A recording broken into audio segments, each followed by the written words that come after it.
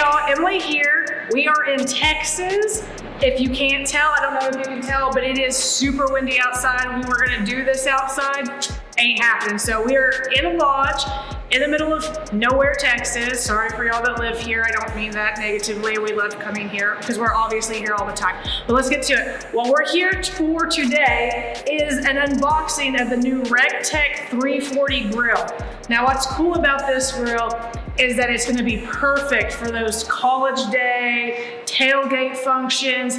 When we come down here and we need a grill just to throw in the bed of the truck, we are gonna be bringing this with us. It's perfect for camping, if you got some place that you can plug in, obviously. But what is most unique about this grill compared to the other Recteq grills that are out there is the legs fold up. So literally this is gonna kind of be the size of the grill. And another cool thing about this, all you need for assembly is a screwdriver and a knife. And the knife is just for unpacking. I don't have to cut the grill. That's weird.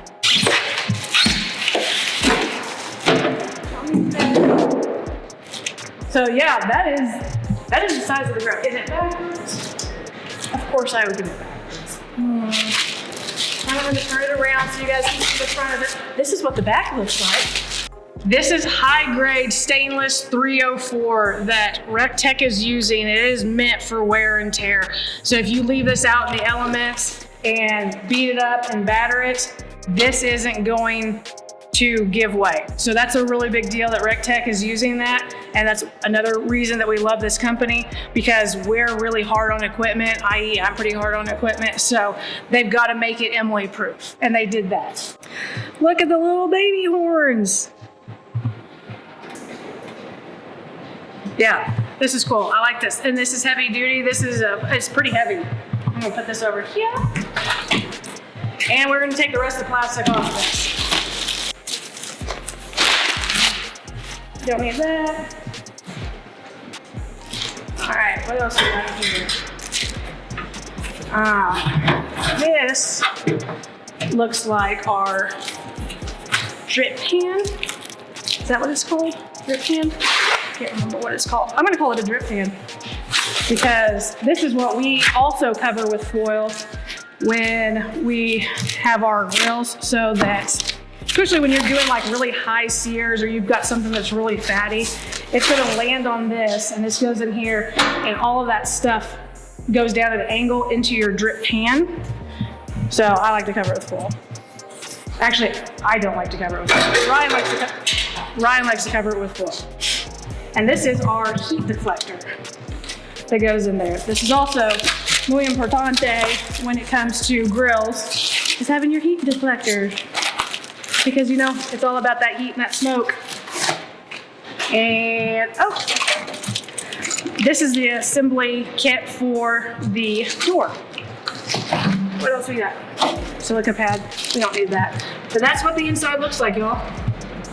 If I'm correct, you just take this piece right here and let it fold out just like that. And then you're gonna take this piece, move it forward. And the legs fold out just like that. How cool is that?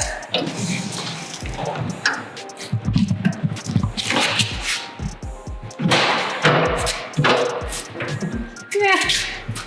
Neat. This is fun. All right, well that's super cool. That locks into place. And then this piece, very first piece that we unboxed, they got the cool logo on it. There's a tray that goes on the bottom that helps support the legs.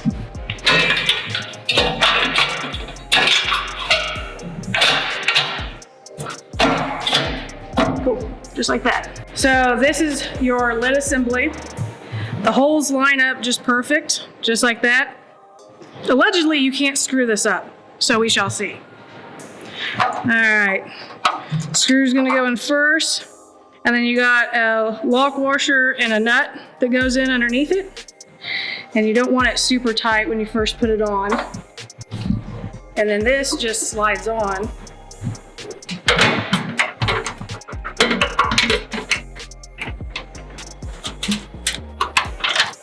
Cool. Cool. Now our lid is on and assembled. you. All right, now we'll put the stuff back inside. It needs to go back inside. I'm gonna put the firebox, that's the firebox. This is the, I said it earlier, it's the deflector, heat deflector. Heat deflector. This in.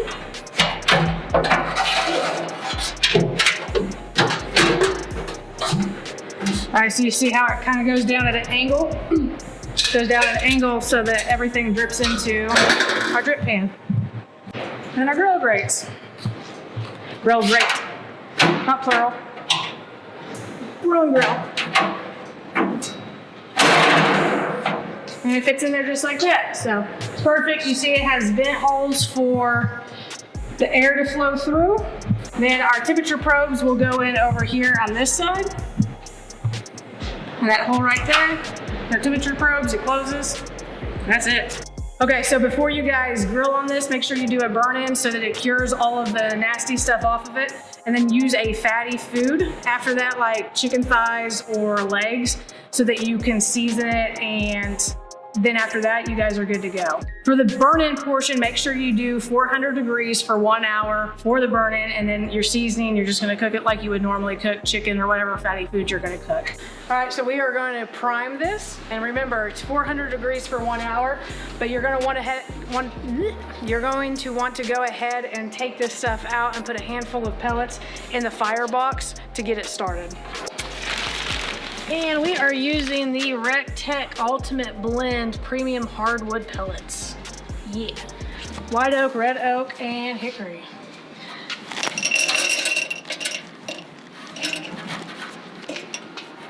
Okay. Turn it on. Use the knob to turn to 400.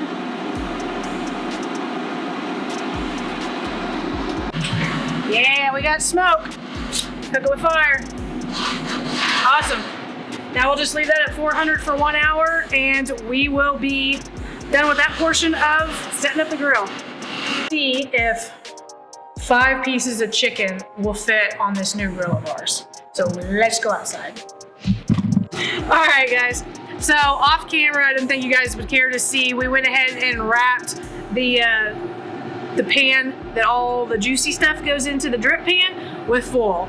But what I want you to see is we don't wrap the edges because you don't want to block airflow. And it's gonna be the same thing when I put this chicken in here.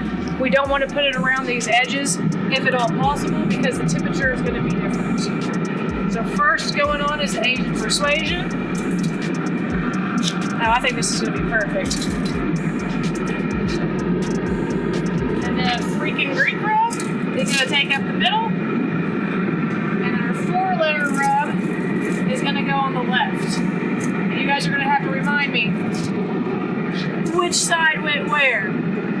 But, oh yeah, those fit really well in there. Even if I did that, it gives some more room. Oh, that's awesome. I think that's gonna be perfect. All right, and I'm gonna go inside and get the temperature probes because I forgot them, and put them in the chicken. Close that up. And those go in just right there. So now we will wait. Man, this thing, for what little we've used it in just the last hour, this thing gets back up to heat really quickly. I'm really impressed with that.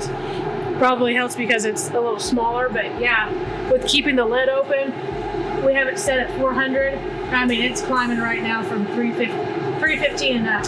And then, I don't know if you guys can see this in the camera, but down at the bottom it shows probe A and probe B, what their internal temperatures are.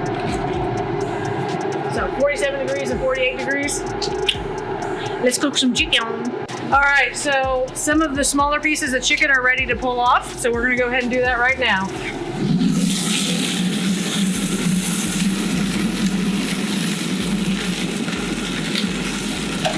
Yow.